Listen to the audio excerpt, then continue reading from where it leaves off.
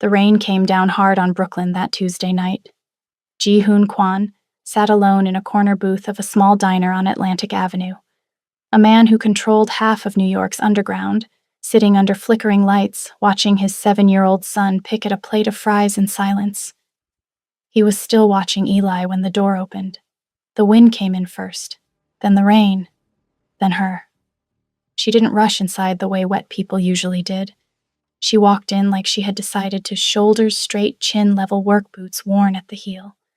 Beside her, gripping her hand with both of hers, was a little girl with wide, dark eyes that took in everything. Ji-hoon looked up. He did not look away. He had spent his entire adult life reading people in 3 seconds flat. He looked at this woman soaked through tired, carrying something heavy that she refused to put down, and reached a conclusion he hadn't expected. Unbreakable. He had no idea what her name was, no idea what she had carried through that door beside the rain, no idea that this Tuesday night in Brooklyn was already the kind of night that changes everything. He was about to find out. Hey, if you're watching this right now, do not click away. Slow burn. Real tension. 2 people who should never have met and couldn't stay apart. Stay with me till the end. Drop a comment telling me where you're watching from and what time it is right now. And if you haven't subscribed yet, hit that button. New stories every week. Now. Back to Brooklyn. 3 hours before he walked into that diner, Ji-hoon Kwan had ended a meeting that no one would ever write down. The warehouse in Queens was the kind of place that didn't exist on any city map. No signage, no registered address, just a building that people in certain circles knew to find when they needed to. Ji-hoon had arrived at 9. By 9:45, everything that needed to be said had been said. The 3 men across the table had nodded without speaking, which was the only correct response. One of them had made the mistake of pushing back in the first 5 minutes. Ji-hoon had looked at him, just looked, and the man had not spoken again. This was the world Ji-hoon Kwan had built.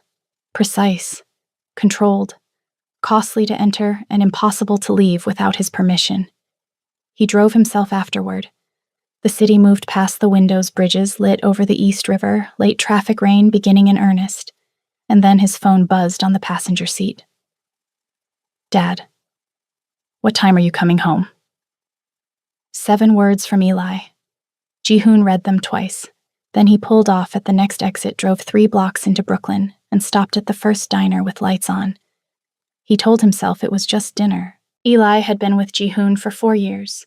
The boy's mother had been someone Ji-hoon owed a debt. He could never repay a debt with nothing to do with money and everything to do with a decision he'd made at 28 when he was certain he understood the cost of things.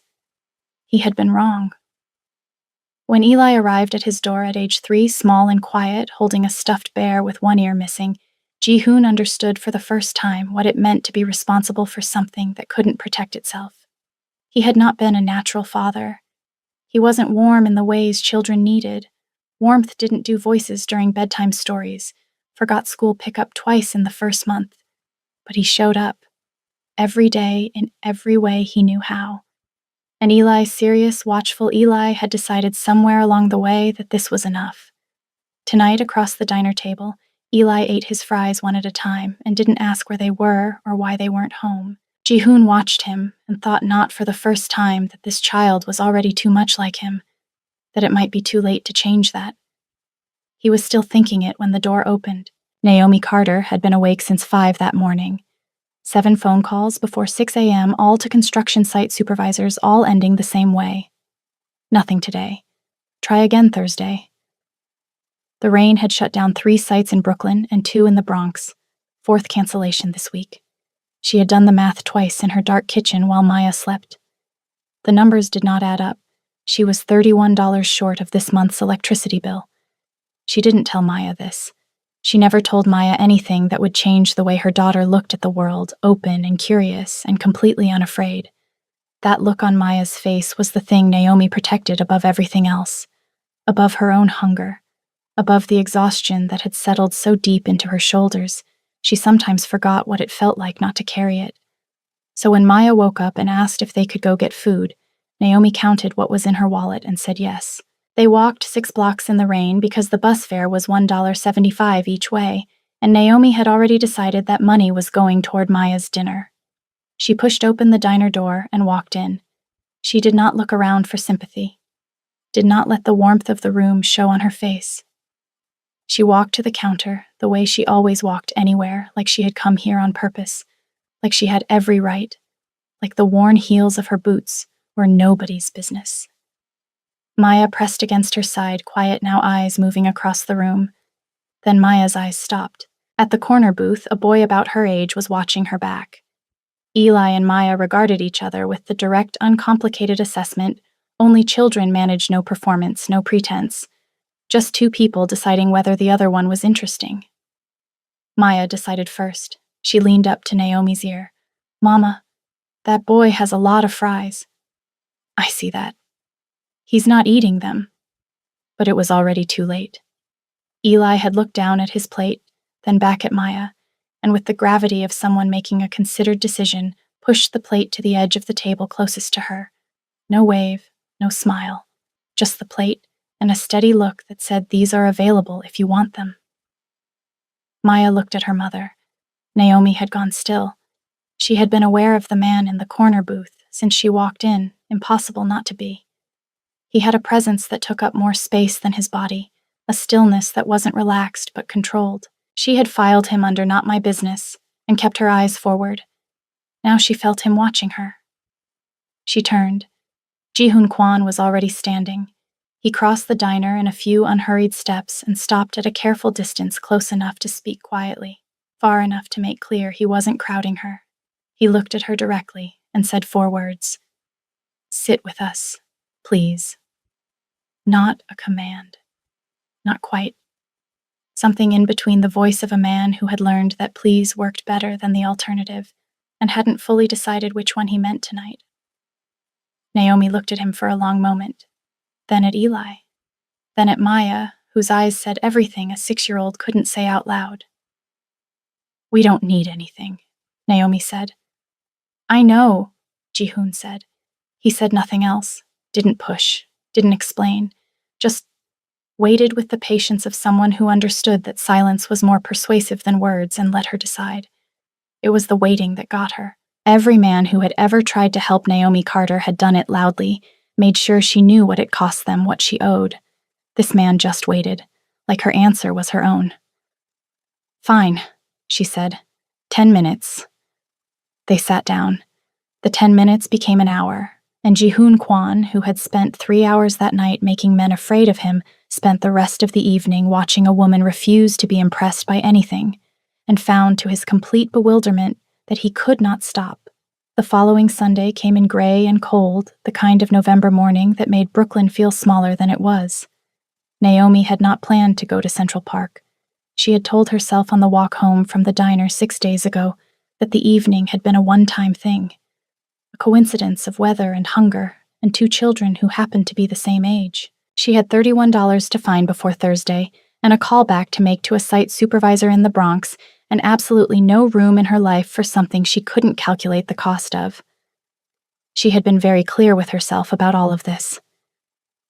And then Maya had woken up Saturday morning, picked up the small red toy car that Eli had pressed into her hands as they left the diner, and driven it carefully along the windowsill while making engine sounds under her breath. "When are we seeing Eli again?" Naomi had looked at her daughter's back, at the careful way Maya held that car like it was something worth being careful with. "Maybe soon," she said. Sunday morning, they took the subway to Central Park. Ji-hoon arrived early, the way he arrived everywhere, position-assessed exits. Noted. Old habit. He sat on a bench near the path while Eli ran immediately for the climbing structure, burning off the energy of a child who had been patient all week and was done being patient now. Ji-hoon checked his phone. Put it away. Checked it again. 40 minutes passed. Eli's energy slowed. He came back to the bench and sat beside Ji-hoon's shoulders, dropping in the way that meant he was working through something he didn't have words for yet. "Maybe they're busy," Eli said quietly. Ji-hoon looked at his son and said nothing, because there was nothing to say that wouldn't be a lie or a deflection, and Eli was too sharp for either. Then Ji-hoon looked up. Naomi was walking through the park entrance with Maya on her back, the little girl's arms around her mother's neck, both of them slightly breathless cheeks flushed from the cold. Naomi was scanning the path ahead with the look of someone who had made a decision and was following through before she could talk herself out of it. Eli was off the bench before Ji-hoon could say anything. Maya saw him coming, shrieked, and launched herself off Naomi's back to run toward him. They met in the middle of the path, and both started talking at once, the fast, overlapping speech of children with too much to catch up on and no interest in taking turns. Ji-hoon walked over to where Naomi had stopped. She was watching the children with something he hadn't seen at the diner, something softer, less guarded, like Maya running towards someone had undone a small knot in her chest. Ji-hoon stood beside her and said nothing for a moment. Then, without looking at her, he took off his coat. "Don't," Naomi said immediately. "You're cold." "I'm fine." "You've been cold since you walked in." He held the coat out, still watching the children. "I run warm. It costs me nothing." A silence. Then Naomi took the coat. She didn't say thank you. He didn't expect her to. They stood side by side and watched Eli show Maya a shortcut through the climbing structure he had clearly been saving for this exact moment. They ended up on the bench together, not by arrangement, just by the natural gravity of two people watching the same two children. Ji-hoon asked about her work. Not the way people asked when they wanted to seem interested, the way someone asked when they actually wanted to know. Specific questions. What kind of sites? What the work involved. Naomi answered carefully at first, then less carefully. She told him about teaching herself to read blueprints on weekends using library books, because no one on any crew was going to teach the one woman who showed up asking for work. She told him about the site supervisor who had given her a chance 3 years ago, and how she had made sure he never regretted it. Ji-hoon listened, fully, without filling silences or steering the conversation back toward himself. Naomi noticed. She didn't mention it. "What about you?" she said. "What kind of business?" "Real estate development." "Big, large enough?" She looked at him sideways. "That's not an answer." "No," he agreed. "It's not." She let it go, something she didn't usually do. There was something in the way he said it, not evasive, exactly, more like a door that was closed but not locked, that made her file it away rather than press. They sat in comfortable silence watching the children construct an elaborate race course from sticks and leaves for the small red car. "He doesn't usually do that," Ji-hoon said quietly. "What? Talk that much? Eli." He watched his son narrate the race course rules to Maya with unusual animation. "He's usually very quiet." "Maya won't let him be quiet," Naomi said. "She doesn't believe in it." The corner of Ji-hoon's mouth moved, just slightly, the closest thing to a smile she had seen from him. And Naomi, who had been carefully not thinking about this man all week, felt something shift in her chest. Small, inconvenient. She looked away first. When it was time to leave, Ji-hoon stood and held his coat out. "Keep it," he said, "until next week." "That assumes there's a next week." "There will be." Not arrogant, just certain, the same tone as his pleas at the diner, sitting somewhere between a statement and a question and refusing to be just one or the other. Naomi took the coat. She told herself it was just because it was cold. Walking to the subway, Maya on her back chattering about the race course, Naomi felt the weight of the coat around her shoulders and thought about the way Ji-hoon watched Eli when he thought no one was looking, like he was afraid of failing him, like he was trying every single day not to. She knew that feeling. She had lived inside it for 6 years. She did not know what to do with the fact that she recognized it in him. She found out on a Wednesday. Naomi had been at the laundromat on Fulton Street waiting for the dryer cycle to finish scrolling through her phone with the half attention of someone who had 20 minutes and nothing urgent to fill them with. A news notification. She almost scrolled past it. Then she saw the name. Kwon Group, CEO Ji-hoon. Kwon questioned in connection with ongoing federal investigation into organized crime network operating across New York, New Jersey, and Connecticut. She read it twice. Then she put her phone face down on the plastic chair beside her and sat very still for a long moment, listening to the dryer turn. She thought about the warehouse meeting he hadn't mentioned, the driver who was always outside. The way certain men in that diner had shifted when he walked in that first night. She hadn't consciously registered it at the time, but she registered it now. The slight change in posture, the eyes that went down, the particular stillness of people who knew exactly who they were in the presence of. She had filed all of it under Not My Business. She picked up her phone and read the article in full. By the time the dryer stopped, she had made a decision. Getting into Quan Group's offices was not supposed to be easy. Naomi did it anyway. She walked into the lobby on Park Avenue in her work clothes, the same jacket she'd worn in the rain boots still scuffed at the heel, and looked at the front desk with the expression she used on construction sites when a foreman tried to tell her she was in the wrong place. The receptionist tried twice to redirect her. Naomi waited him out both times. She gave her name. She said she was there to see Ji-hoon Kwon. She did not sit down when he suggested it. She sat down anyway 20 minutes later when it became clear that standing was not going to make Ji-hoon appear faster. But she sat the way she always sat, straight, composed, like she had chosen to be here, and had no doubts about that choice. Ji-hoon came out of the elevator 40 minutes later. He saw her immediately. Something crossed his face, not surprise exactly, more like a man recognizing the thing he had been half expecting and still wasn't fully prepared for. He walked over. "Naomi." She stood. "We need to talk." He looked at her for a moment. Then he nodded once and led her to a side room off the lobby glass walls, a long table, the kind of space designed for conversations that needed to stay contained. He closed the door. She didn't wait for him to speak. "Ji-hoon Kwon, federal investigation, organized crime." She laid the words on the table between them, no drama, no accusation in her tone, just the facts doing their own work. "Is it true?" He looked at her steadily. "Which part? Any of it?" A pause. Short, but she caught it. "The investigation exists," he said. "I was questioned. I was released. That's all the article says because that's all there is to report." "That's not what I'm asking." He held her gaze, and he didn't answer immediately, not because he was calculating she could tell the difference by now, but because he was deciding how honest to be. That distinction mattered to her. She waited. "I run a legitimate business," he said finally. "Quan Group is real.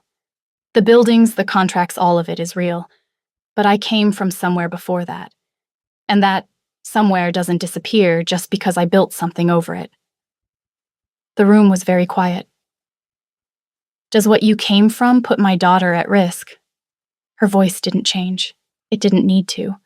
The question was the whole weight of everything. Something moved in his expression, brief and unguarded, the first time she had seen him look anything other than controlled. "No, I would never." "You don't get to never," she said. "You can't make that promise. You know you can't." He said nothing, because she was right, and he knew it, and he was not going to lie to her face. That was the thing that made it worse somehow. She had half expected him to push back, to reassure her with the smooth certainty of someone used to managing difficult conversations. Instead, he just absorbed it, stood there, and let her be right without flinching. She picked up her bag. "Don't come to the park on Sunday." She was almost to the door when it opened. A woman walked in tailored dress heels that cost more than Naomi's monthly rent, the particular ease of someone who had never once wondered whether she belonged in a room. She took in Naomi in a single glance. The kind of glance that calculated everything in under a second and found it lacking. Then she turned to Ji-hoon with a practiced smile. "Sorry to interrupt. The Mercer Street partners are upstairs." A pause, deliberate, just long enough. "Should I tell them to wait while you finish with—" She gestured slightly toward Naomi, the gesture completing the sentence she hadn't bothered to say out loud. The room went still. Ji-hoon turned to look at the woman. He didn't raise his voice, didn't move, just looked at her with that stillness, the controlled, absolute stillness that meant the temperature in the room had dropped 10 degrees. "Rebecca." Quiet. "Cancel the Mercer Street meeting. Tell them I'll reschedule." A beat. "And clear your afternoon. We need to revisit your contract." Rebecca's smile didn't disappear, but something behind it did. She nodded once and left. Ji-hoon turned back to Naomi. Naomi looked at him. She was not softened. She had fought her own battles long enough not to need anyone to fight them for her. But she had seen the way he did it. No performance, no grand gesture designed to impress her. Just a swift, quiet, non-negotiable correction, like it was simply the only acceptable response. "That didn't change anything," she said. "I know," he said. She walked out. He stood in the empty room for a long time after she left. The glass walls reflected him back at himself, composed still exactly as controlled as he always appeared, but his hands at his sides had closed into fists, and Ji-hoon Kwan, who had not lost something he wanted in longer than he could remember, understood for the first time in years what it felt like to watch a door close and not be able to stop it. 2 weeks passed. Naomi filled them the way she always filled difficult stretches with work with Maya, with the specific discipline of not sitting still long enough to feel anything she wasn't ready to feel. She picked up a 4-day job in the Bronx. She fixed the leaking pipe under the kitchen sink herself. She took Maya to the library 3 times, to the community center twice, to the park at the end of their block where she could watch her daughter run without thinking about Central Park or a man who listened like he meant it. Maya asked about Eli on day 3, then day 7. Then she stopped asking which was worse. On day 11, Maya sat at the kitchen table and drew a picture 2 children standing in a park made of brown loops that Naomi eventually identified as leaves. She taped it to the refrigerator without a word, smoothed the edges carefully with her palm, and went back to her crayons. Naomi stood in the doorway and looked at that picture for a long time. She still didn't call. She first noticed the man on Thursday evening, walking home from the subway after a late shift, past the bodega, past the dry cleaner down her block. A man in a dark jacket outside her building. When she turned onto the street, he straightened slightly, and something about that adjustment, practiced attentive, made the hair on her neck rise. She kept her pace even. She went upstairs. She told herself it was nothing. Friday evening, a different man. Same corner, same posture. Saturday afternoon, she caught a third in the reflection of a store window behind her, by half a block adjusting direction when she adjusted direction. She stood on Atlantic Avenue and understood with cold clarity that this was not random. Someone had decided she was useful, not as a person, as leverage. She stared at Ji-hoon's number for 30 seconds, put her phone back in her pocket. She was not going to call him. She was not going to become someone who needed to be rescued. She had handled everything in her life alone, and she was not about to stop now. She checked the lock on her door twice that night. She did not sleep well. Sunday evening. Maya had been asleep for 20 minutes when Naomi heard something in the hallway. Not loud, just a sound that wasn't the building settling. She stood in the kitchen without moving, listening. Her phone buzzed. An unknown number. 4 words. "Don't go outside tonight." Before she could respond, she heard voices in the hallway, low, terse, then a silence that felt different, more complete, then footsteps moving away. She crossed to the door and looked through the peephole. The hallway was empty, except for one thing. Ji-hoon Kwan was standing at the far end of the corridor, hands in his pockets, back to her door, not moving, not leaving, like a man who had decided this was where he needed to be. Naomi stood at the peephole for a long moment. Then she opened the door. Ji-hoon turned.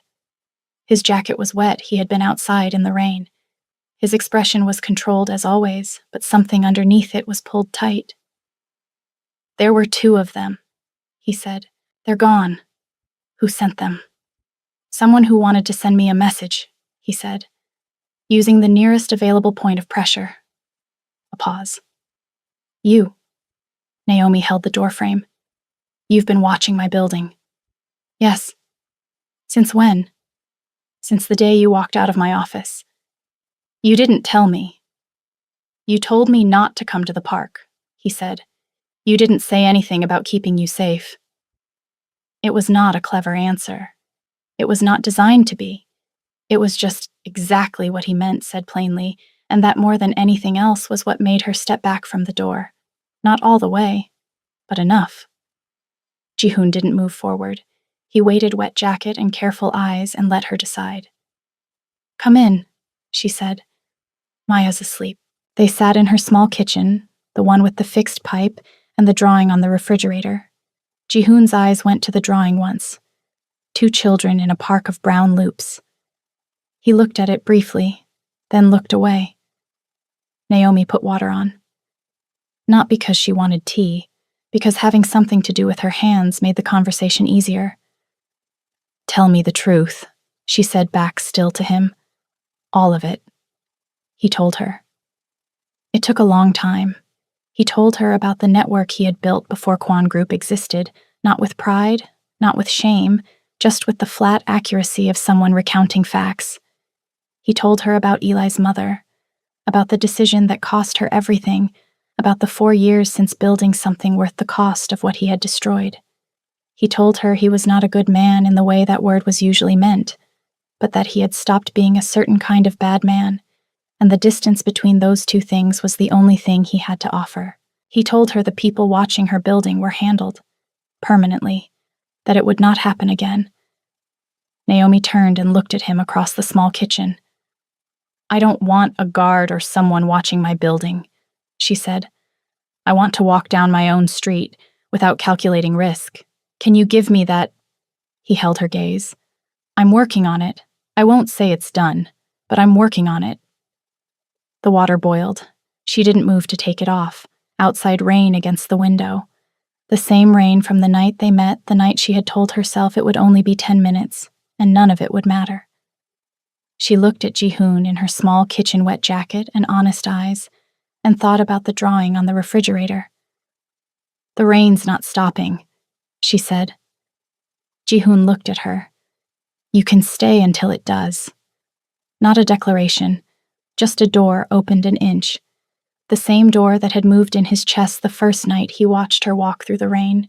He nodded once, and stayed. Jihoon woke up on Naomi's couch at 6 in the morning. For a moment he didn't move, just lay there in the gray early light listening to the apartment. The refrigerator hum, rain still against the window lighter now, and somewhere down the hall, small feet on a wooden floor. Maya appeared in the doorway wearing pajamas with cartoon planets and holding a cup of orange juice with both hands, the careful grip of a child transporting something important. She looked at Jihoon on the couch with the direct, unsurprised assessment of a 6-year-old who had already decided this was fine. "You stayed," she said. "I stayed," he confirmed. She crossed the room and sat at the other end of the couch, still holding her juice. She studied him with the patience of someone who had a serious question and intended to ask it. "Do you like my mama?" The question landed without decoration. She expected a real answer. "Yes," he said. Maya nodded slowly, the nod of someone whose suspicion had been confirmed. "Eli misses me. He doesn't say it, but I know." "He does," Jihoon said. "He drew a picture of you. He won't tell me what it is, but I know." Maya considered this carefully. Then she held her juice toward him, an offering. Jihoon accepted it, took a small sip, handed it back. Maya settled into the cushion with the quiet satisfaction of a person who had conducted a successful negotiation and was at peace with the result. When Naomi appeared in the kitchen doorway a few minutes later, she found Jihoon and Maya sitting on opposite ends of the couch, watching the rain in companionable silence. She stood in the doorway without speaking. Something moved across her face, brief and unguarded, the same thing that moved across it whenever Maya ran toward someone with her arms open.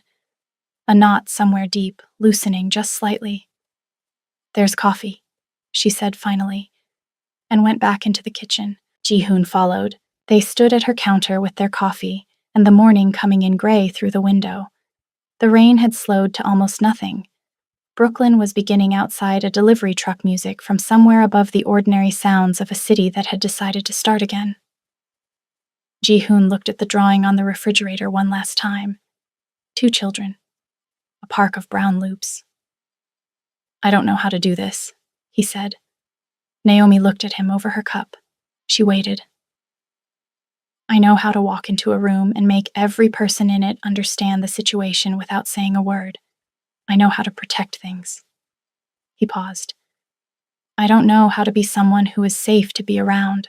I never learned how. I'm not certain it's something I'm capable of learning. The kitchen was very quiet. But I haven't been able to stop thinking about you since a Tuesday night in Brooklyn when you walked into a diner like you owned it and couldn't afford the meal. He set his cup down. And I know that when I'm around you, I want to be different. Not better for you, I'm not asking for that. Just better. Naomi set her cup down too. I grew up being told that wanting too much was dangerous, she said, that expecting things to work out was a luxury I didn't have. I stopped believing that a long time ago I had to for Maya. She looked at him directly. Believing it for myself is harder. Ji-hoon held still. I don't need you to be safe, she said. I need you to be honest. Every time about everything. Can you do that? Yes, he said. I know, she said quietly. That's what scares me. And then for the first time in any room they had ever been in together, she was the one who moved first. Not far.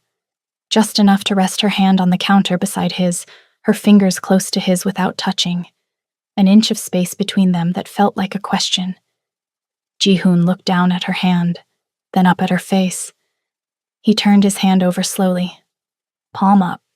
An offering, not a claim. Naomi looked at it for one long moment. Long enough that the question in that inch of space became something else, a choice made clearly with full knowledge of what it meant. Then she put her hand in his. 6 months later, the apartment was in Brooklyn. Larger than her old one, smaller than anything Ji-hoon had previously lived in, on a quiet street 3 blocks from the library Maya had declared her favorite place on earth. It had been Naomi's requirement. He hadn't argued. He had learned over 6 months which things were worth arguing about, and the answer was almost never the things he had previously assumed. On a Saturday morning in May, Ji-hoon stood at the kitchen window with his coffee and listened to the apartment wake up around him.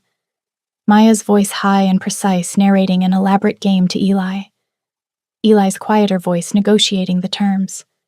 The sound of Cartoon's toast and Naomi's footsteps purposeful, unhurried the walk of someone who moved through the world entirely on her own terms and had decided deliberately to let him walk beside her. She appeared at the window with her own coffee and stood there looking at Brooklyn with him. Neither of them said anything for a moment. What are you thinking? She asked. Ji-hoon looked at the street below, at Naomi beside him, her shoulder against his arm. That I almost didn't stop at that diner, he said. A pause. I almost didn't go in, she said. He turned to look at her. She was already looking at him. I'm glad you did, he said. Naomi held his gaze for a moment. Then slowly and entirely on her own terms, she leaned her head against his shoulder. Me too, she said. In the living room, Maya's voice rose briefly. Eli, the car goes on the track, followed by Eli's low murmur, followed by silence, followed by the small sound of 2 children settling back into their game. Outside, Brooklyn carried on the way it always did, loud and indifferent, and completely unaware that in a quiet apartment 3 blocks from the library, something real and carefully built was holding. And that's where we leave them, not at a grand gesture, not at a designed moment. Just 2 people at a kitchen window on a Saturday morning in Brooklyn, shoulder to shoulder, watching a city that never made anything easy for either of them. Naomi Carter walked through a storm with $31 her daughter's hand and her chin level. She didn't ask anyone for anything. She built her life out of early morning's hard work and the fierce, quiet love she had for a little girl who drew pictures of her friends and taped them to the refrigerator. Ji-hoon Kwan spent years building walls so high that even he couldn't see over them. And then a woman looked at him, not up at him, not around him, directly at him. And for the first time in a long time, he didn't know what to do. Who stayed with you more, Naomi's strength or Ji-hoon learning what it means to stay? Drop your answer in the comments right now. And tell me, have you ever let someone in when everything in you said, keep the door closed? What made you open it? If this story reached you, share it with someone who needs it today. Subscribe for new stories every week. Like this video. Leave a comment. We'll see you next time. And that's where their story takes its turn, but the love in the shadow is never truly over. If this story made your heart race, hit the like button and subscribe to Korean Mafia Heart, where every love story is dangerous, passionate, and impossible to forget. Ring the notification bell so you never miss a new episode. Now, tell me in the comment, are you team him or team her? Who do you think she will choose in the end? Stay with me. On Korean Mafia Heart, love is the most dangerous game of all.